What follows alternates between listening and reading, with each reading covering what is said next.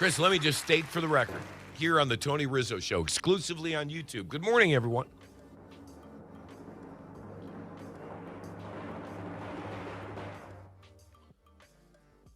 Dillon Gabriel's going to start, according to my sources. Good night, everybody. Chris, it sounds to me like this kid's going to start, and why not? Chris, what the hell? Chris, does it really matter who starts at quarterback with the Browns? Yo, what's poppin', people? Your boy Snacks is back in the building with another banger. You know how we do before we get started. We like to give a shout out to you, the viewer, for taking the time out to watch this video. But while you're here, do yourself a solid. Hit that subscribe button. Turn your post notification bell on. Hit that like button. And don't forget to leave your comments in the comment section. You heard it. You heard T. Rizzo. It is now official. Dillon, little man Gabriel, is the starter for the Cleveland Browns. And y'all know what time that is. Y'all know what that means. Getting closer. But anyway, y'all know we can't do a video without giving a shout out to our beautiful ladies of the CU Aunties. So if you see a CU Auntie in the chat or in the comment section, make sure you do us a solid and say what's up to them. Make sure you be respectful at all times. Because if we catch you being disrespectful and we try to see what's going on and we ask you this question and you don't act right, we're going to have to holler at you in them streets. You know what I'm talking about? So, Dillon Gabriel is the starter. Shedeursanders is not the backup. Y'all ready? Let's go.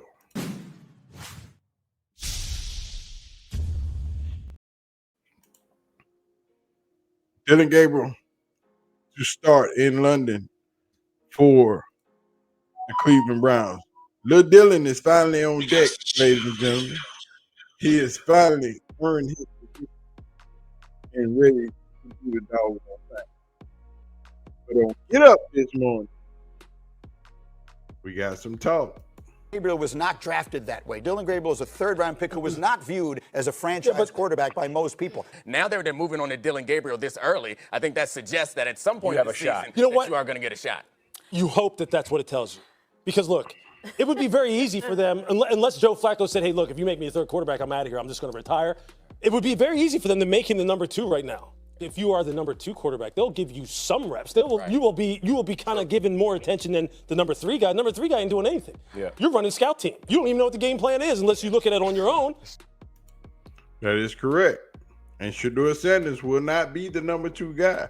That will be Joe Flacco. Shedeursanders will remain in his number 3 quarterback spot, which is predictable, which was expected. There's no way they're going to have a rookie backing up a rookie. You just got to use your common knowledge and logic, people. It makes sense. Don't cry. Don't fuss about it. Don't scream and shout. There's no need to be upset. This is common sense. This is not they trying to screw Shedeur. But let me tell you, because we've already talked about this. You know, if you've been following this channel, you know I said after game 3, Flacco got to go no matter what. Well, we knew he was going to suck. We knew he was going to be that bad. But after game 3, Flacco needed to go anyway. So they played him an extra game. They tried to pull it off. But T. Rizzo was like, they had to fight to get Dillon Gabriel to start. It was some beef in the building between the owner, Kevin Stefanski, and the general manager, and maybe even the quarterback coach.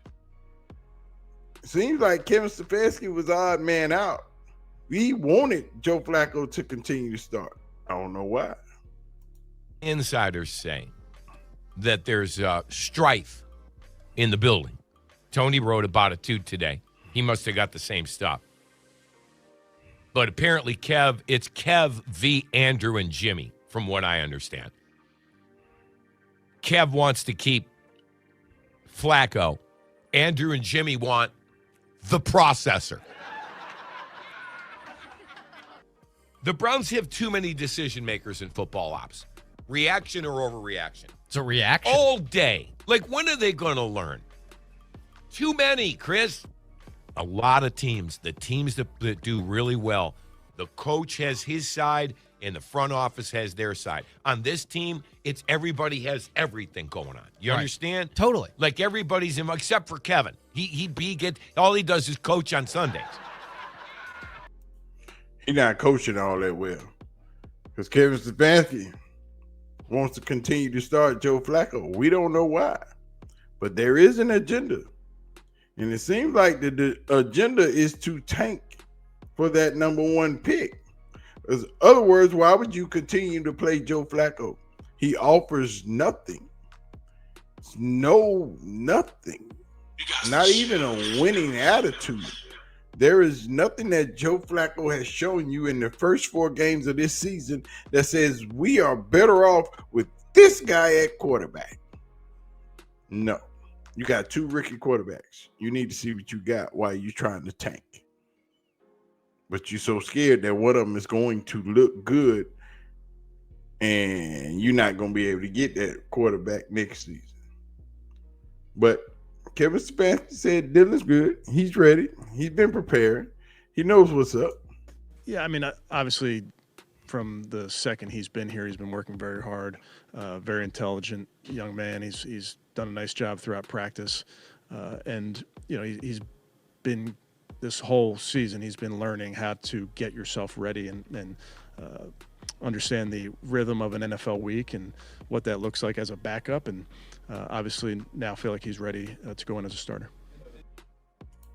Now we going from Lil Dillon to Big Dillon to Starter Dillon in London, in the UK. It's going to be a good atmosphere. It's a good place to start. Should have been a week prior, but at least we got here. Now, where do we go from here is the question. Because now Dillon has to string together 3 to 4 to 5 games where he shows improvement, where he's showing that he is getting better, that he is able to process and run this offense at an effective manner. And if not, we got to see the man, Shedeur. This is week 4, going into week 5. So that means that there are 12 more games left in the season. Do they split them 6-6?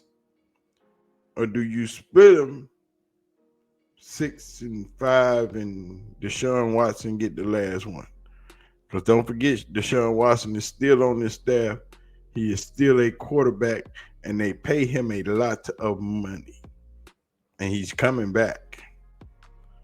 So there is another fly in the Shedeur ointment. Just food for thought. Just so you don't forget. But we going to get there. Sunday, early morning game. Dillon Gabriel gets the start. Shedeur will be the emergency quarterback. Joe Flacco will be the backup. This is what we wanted. This is where football starts.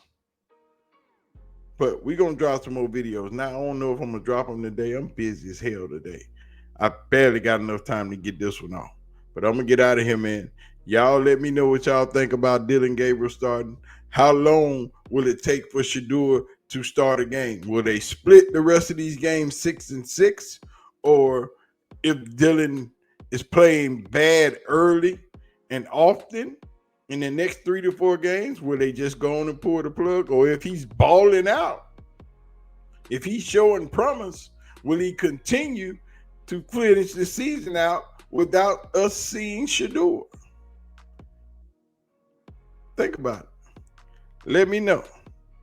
But don't forget to do your boy that solid and hit that like button and hit that subscribe button and leave your comments in the comment section and turn that post notification bell on. You know what I'm saying? We're going to get out of here, man. Dillon Gabriel, you next up. You went from Lil Dillon to Starter Dillon. Now, the question is, what are you going to do with it? Y'all let me know. I'm out of here. Peace out.